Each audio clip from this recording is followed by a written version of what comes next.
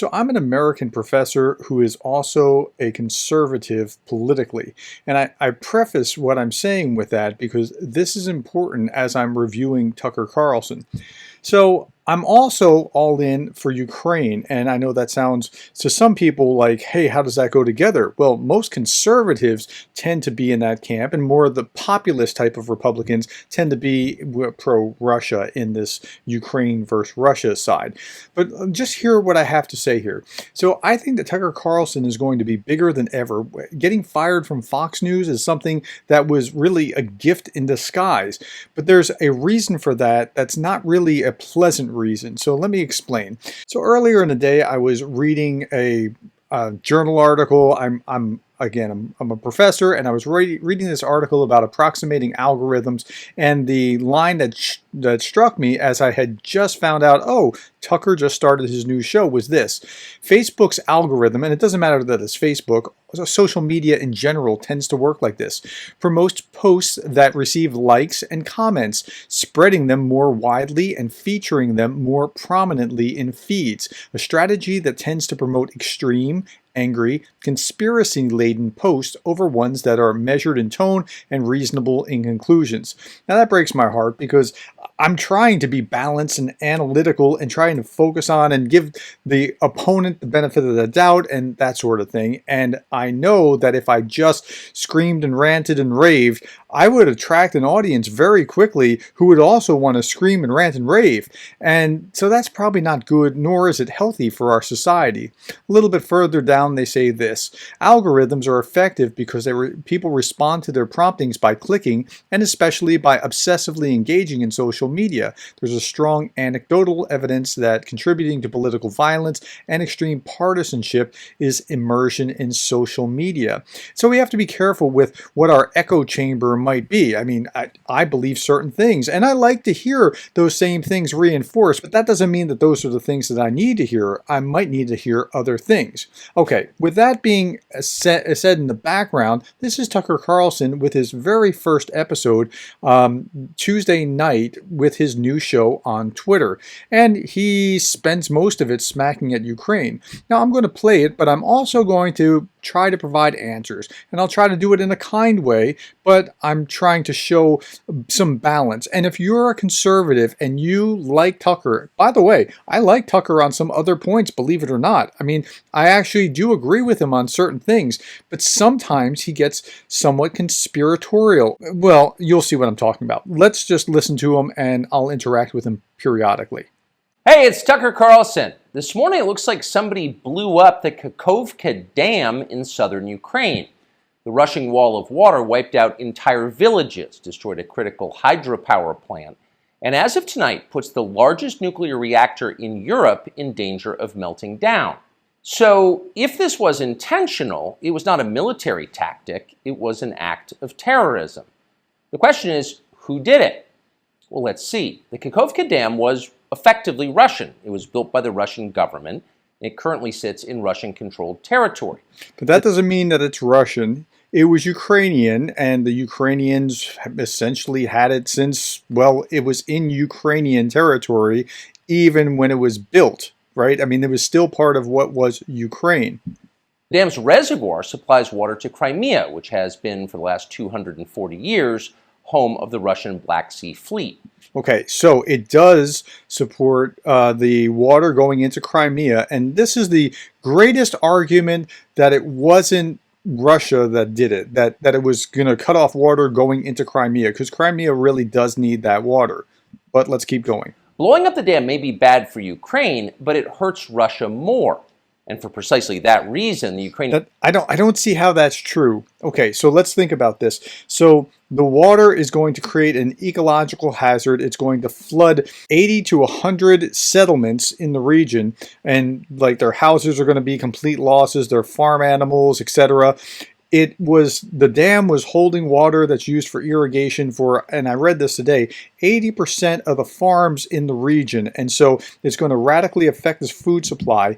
It's going to also give the Russians the Russians are also giving the Ukrainians a huge problem set that they have to deal with just as they're starting their counteroffensive. And so, for multiple reasons, it seems like it's giving Ukraine far more of a headache. And it shows, hey, we can do this. What about Zaporizhzhia nuclear power plant? We could do the same thing here and give you an even bigger headache. Ukrainian government has considered destroying it. In December, the Washington Post quoted a Ukrainian general saying his men had fired American-made rockets at the dam's floodgate as a test strike. Now, it said Kovalchuk considered flooding the river. The Ukrainians, he said, even conducted a test strike with HIMARS launcher on one of the floodgates at the Nova Kahova Dam, making 3 holes in the metal to see if the Dnieper's water could be raised enough to stymie Russian crossings, but not flood nearby villages. The test was a success, Kovalchuk said, but the step remained a last resort. He held off.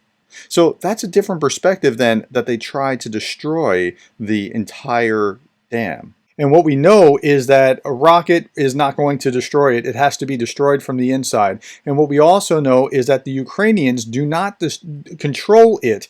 The Russians control it. They control the inside.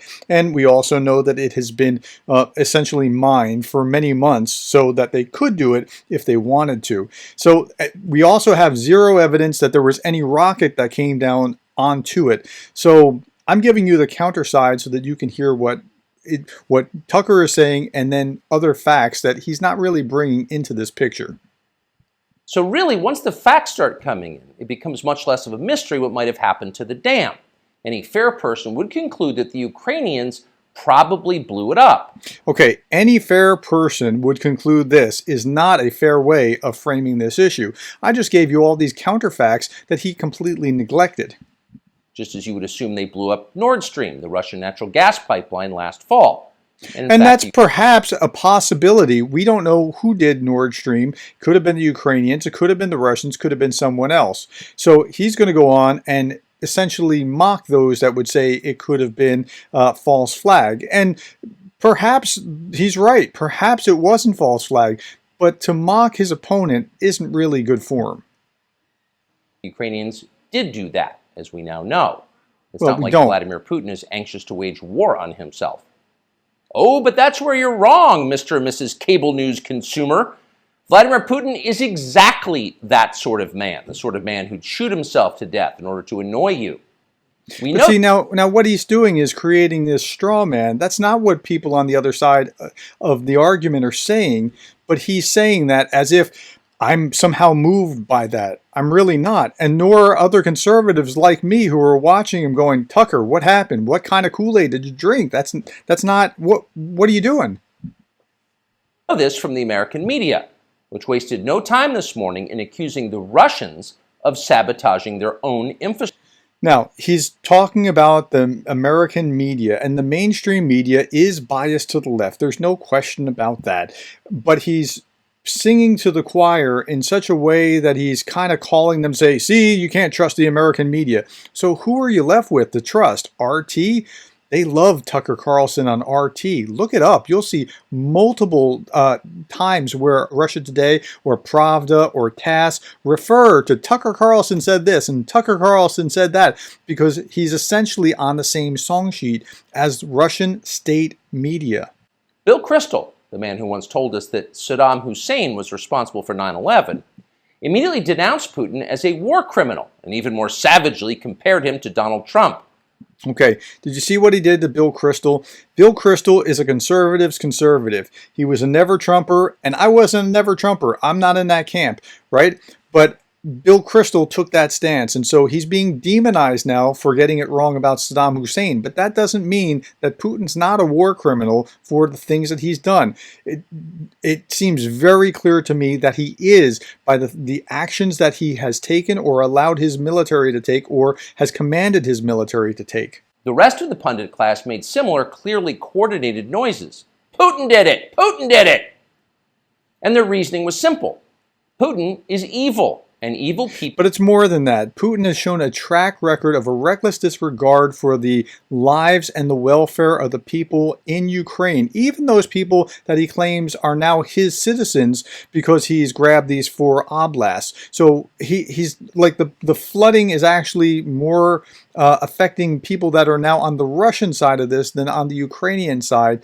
But it wouldn't surprise me at all that Putin has done this since he has hit so many residential buildings and kindergartens. 900 medical facilities have been hit by missiles or drones or something during the war. So there is a reckless disregard for human life, and so it would not surprise me if Putin did it. People do evil things purely for the dark joy of being evil. Now, some might do that, but I'm not claiming that he's necessarily doing that. And so, again, a straw man is being created. In this specific case, Putin attacked himself, which is the most evil thing you can do, and therefore perfectly in character for a man that evil. Again, this is a straw man, Tucker, and you're better than that. That was their explanation. No one who's paid to cover these things seemed to entertain even the possibility it could have been the Ukrainians who did it. No chance of that. Well, it would have been really hard for the Ukrainians to do it when you have to do it from the inside and they don't control the facility. So that's the trick with whether the Ukrainians did it. Could it be a missile strike? They don't have missiles that could do it. So I'm not sure how he's getting to that. Ukraine, as you may have heard, is led by a man called Zelensky. We can say for a dead certain fact that he was not involved. He couldn't have been. Zelensky is too decent for terrorism. Now, you see him on television, and it's true you might form a different impression. Sweaty and rat-like, a comedian turned... Sweaty and rat-like. Now, see, that doesn't seem like you're better than this, Tucker. Like, sweaty and rat-like is just not an okay thing to be doing. What about him makes you want to call him these things? This is the kind of thing that you would hear from Lavrov or Dmitry Medvedev or someone along these lines, Peskov in Russia. But for an American commentator to be saying this, it just seems really bizarre. But again, I go back to what we just talked about on social media. The further that you go, the more out there you are. So that's why I'm predicting that Tucker Carlson, his popularity is going to skyrocket because he's now going to say things that he wasn't even saying on Fox News before, which reined him in to some degree because on Fox they had some journalistic standards that they're trying to meet where all bets are off now. And so he's going to double down in my estimation. And I could be wrong, but this is what I think is going to happen with Tucker. Oligarch, a persecutor of Christians. Okay, so the persecutor of Christians is going back to the Orthodox Church being placed under restrictions, sanctions within Ukraine. And the reason for that was because they were essentially funneling Russian FSB material because they were tied, the Russian Orthodox Church, not the Ukrainian Orthodox Church, which are very similar, but one's under the Moscow Patriarchate, I don't know how to pronounce that, and the other is more of a Greek Orthodox-centric church. BlackRock. But don't believe your own eyes. Actually, Mr. Zelensky is a very good man. The best, really. As George W. Bush once noted, he is our generation's Winston Churchill. And in many ways, he actually is. Like, think about the speeches that he has given in front of the Parliament in Great Britain or at the U.S. Congress and other capitals around the world to generate support for Ukraine after a time where he was invaded by a clearly superior, at the time, force. And when he said, "I need ammunition, not a ride," we all thought he was signing his death warrant, and that Russia was clearly going to wipe him out in a matter of days, if not weeks. And yet 450 some odd days later, this is where we are. People in the world, our shifty, dead-eyed Ukrainian friend in the tracksuit is uniquely incapable of blowing up a dam. So why the insults of our shifty, dead-eyed Ukrainian friend? Like, why do you need to do that? But again, I think in this medium on Twitter, it's going to be more hyperbolic than what it was before. It's going to go further and faster and farther than where we saw before. He's literally a living saint, a man in whom there is no sin. That's why Lindsey Graham is so attracted to him. And so, I don't know that anybody's arguing that he is. He had a 25% approval rating before the invasion, and now it's up in the 90s, but that's because people are locking arms, and he's actually done a very good job doing his job of trying to generate support for Ukraine. So I just don't know that you need to go there. But Lindsey Graham, let's talk about that. Just two good people hanging out together and being good. And like all good people, when they meet in person, they spend a lot of time talking about killing people and laughing like friends do. Here's the pair last week. Free or die. Free or die. Now you are free. Yes. And we will be. And the Russians are dying. It's the best money we've ever spent. Thank you so much. That was. The Russians are dying. It's the best money we've ever spent, Graham says. A smile. Okay, so that's how it was spliced together. But the reality is, pound for pound, to degrade Russia so that they cannot continue to do this and roll over Ukraine and roll over Moldova or start World War III or whatever. And by the way, people will say, well, I don't want to start World War III. I don't want to either. That's why I support Ukraine, to stop Putin from becoming of the stature of Hitler, right? So we don't want to do that. It is the best money, the most effective, efficient way of degrading the Russian military so that they do not do this any further. Spreads across his thin, quivering lips as he forms the words. He looks like a starving man contemplating a breakfast buffet. The aroma of death has aroused Lindsey Graham. Thanks so much, replies Zelensky. What does that last little bit have to do with anything? His thin lips, he looks like this, with the aroma of death. Like, Tucker, really? Like, come back. I don't know what happened to you, but come back. He feels the same way. See, there's nothing dark here. Just two middle-aged guys celebrating the killing of a population. They don't seem like the kind of people who... No. No. That's exactly wrong. There is a killing of the population, and it's two middle-aged guys, one supporting the other as he's trying to defend his own land against invaders. That's what's going on. Enjoy flooding villages or starting a famine. And in any case, who cares if they are? It's really not your business. Well, yes, it is. Actually, it really is. Because if it gets out of hand here, it's our sons and daughters that get sucked into it, and we do not want that to happen. But if the Ukrainians are willing to fight, and this is the basic premise that Lindsey Graham and other conservatives bring to this, liberals are already on board with this. I'm splitting between populists who say it's none of our business, and conservatives who say, you know what, we need to do this so that it doesn't get out of hand. We have to. There's more to the story, and we just can't put our heads in the sand. Your job is to support Ukraine. Watch Nikki Haley, a Republican candidate for president, explain this principle on CNN. A win for Ukraine is a win for all of us. And for them to sit there and say that this is a territorial dispute, that's just not the case. To say that we should stay neutral, it is in the best interest of America. It's in the best interest of our national security for Ukraine to win. We have to see this through. We have to finish it. See? It's very easy to understand. It is vitally important for you to support Ukraine because it's necessary for Ukraine to be supported by you. Your support is mandatory until it's finished, whatever it is, and whatever that means. So okay, but let's think this through. So I know you're mocking Tucker, but and that's okay. You can do that. You have the right to do that. But here's what happened. Putin has overthrown international law by going across the border into his neighbor's country and grabbing 4 territories by force beyond Crimea, which you already grabbed by force.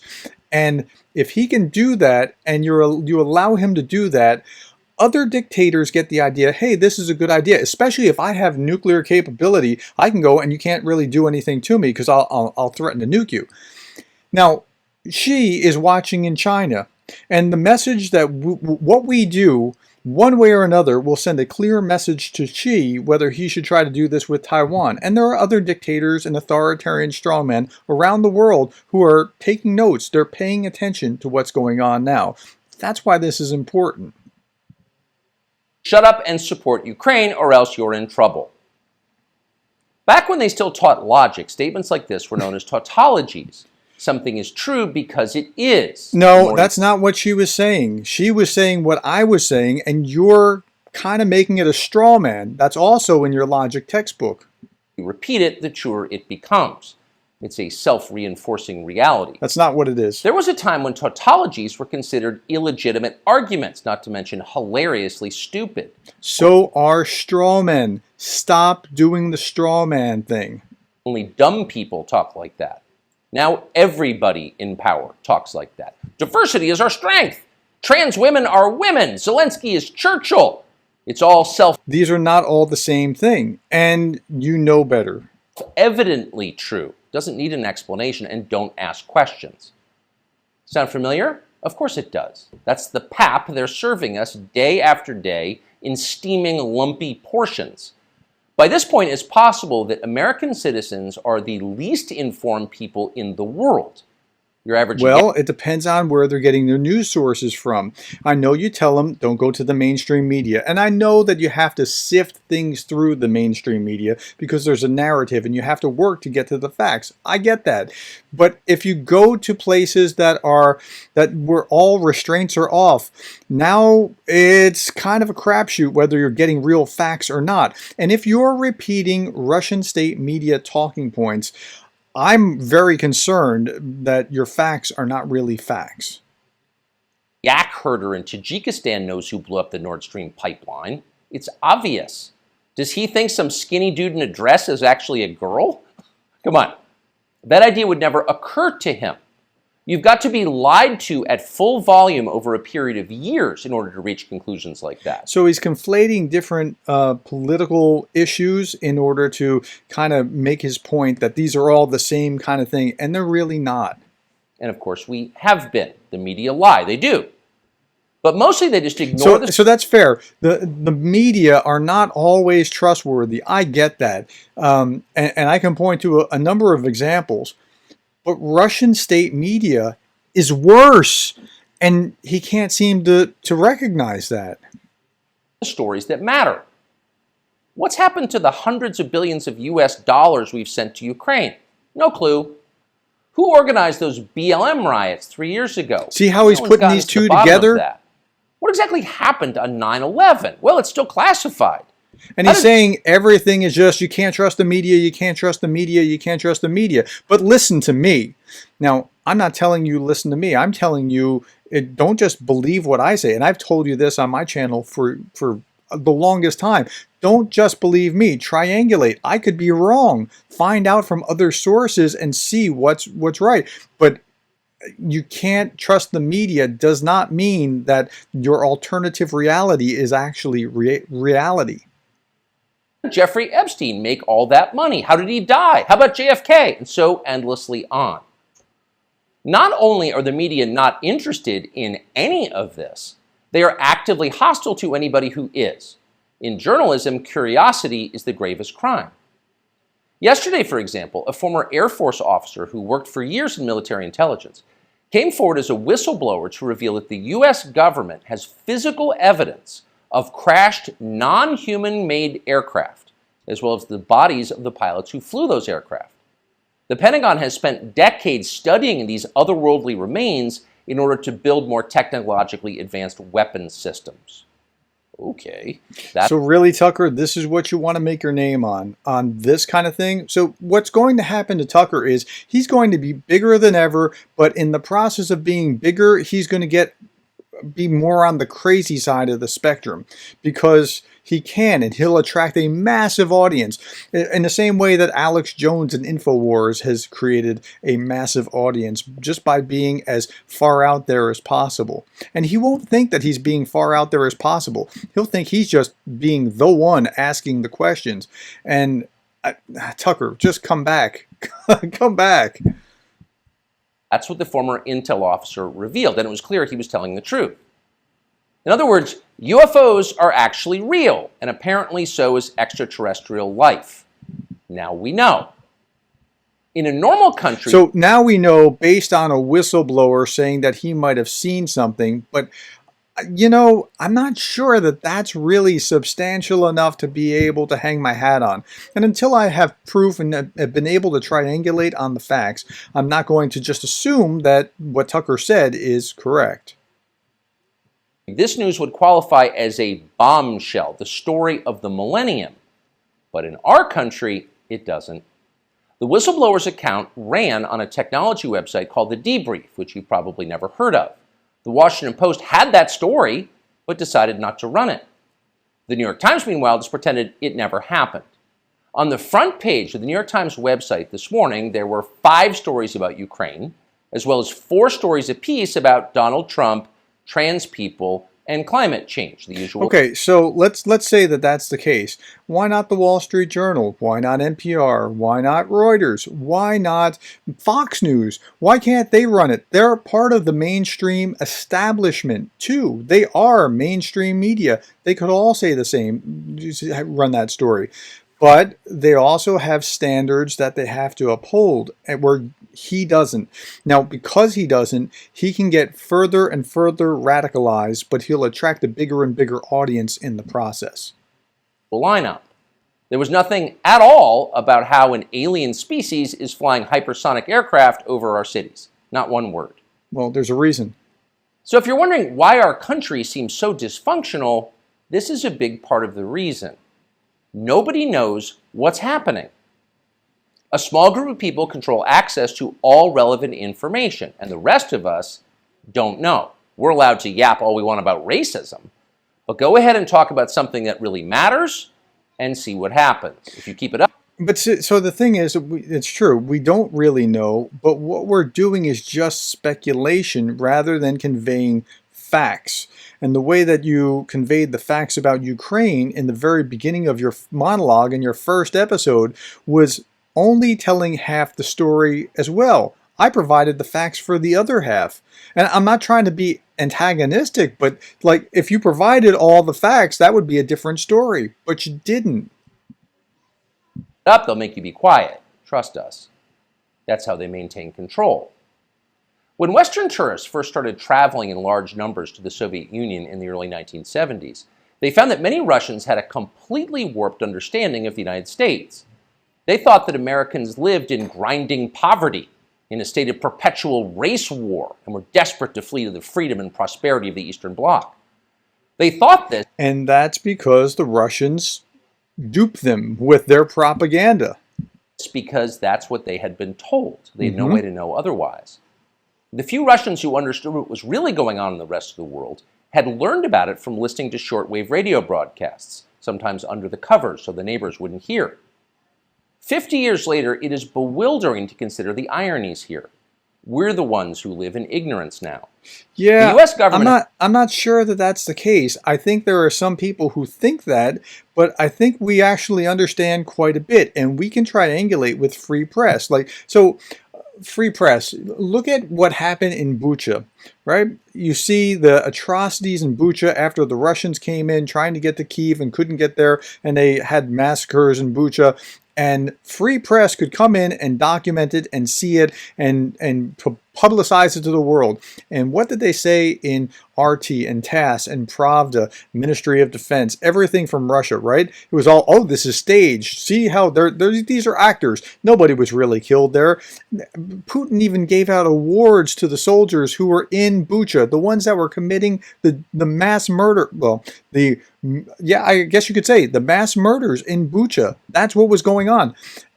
And he gave awards to the entire regiment or brigade or whatever that was there. But how many of you knew that? I mean, has managed to classify more than 1 billion so-called public documents.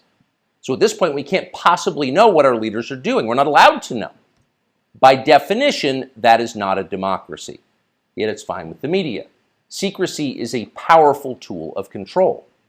So let me agree with him on this bit. I think that whatever you can declassify that is not going to be harmful should be declassified. That's fair. We are in a democracy and we should know things.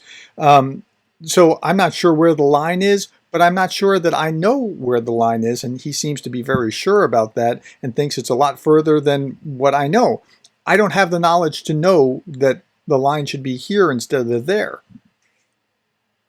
Stop asking how we got so rich. Here's another story about racism. Go eat each other. That's the program. That's how And most again, he keeps conflating this. I'm not making that argument. I'm not making that claim that that's what we should be doing or focusing on. But he keeps conflating that racism issue or trans issue or whatever issue with Ukraine, and they're not to be conflated. They're two very different things. I can happily say, you know what? I'd rather not hear about that, and I'd rather hear about that as a conservative, and I'm perfectly fine. I don't understand why he keeps tying these together. most of us now live here in the United States, manipulated by lies, silenced by taboos. It is unhealthy and it's dehumanizing, and we're tired of it. As of today, we've come to Twitter, which we hope will be the shortwave radio under the blankets. We're told there are no gatekeepers here. If Yeah. that turns out to be false, we'll leave. And that's But what in the he's looking meantime, we're for. grateful to be here. We'll be back with much more very soon. So he's right. There are no gatekeepers here, and that's good, but it's also bad. And again, my prediction is that Tucker's going to be bigger than ever, but it's going to be because he becomes more radicalized than ever. And eventually, if Tucker's not careful, he'll become just like Alex Jones. All right, that's my review of Tucker Carlson's first episode, and I hope that that helps you think through and understand where he's coming from and why he's doing what he's doing. Thank you for the likes, the shares, the subscribes, and I'll be back tomorrow, and I hope you'll join me.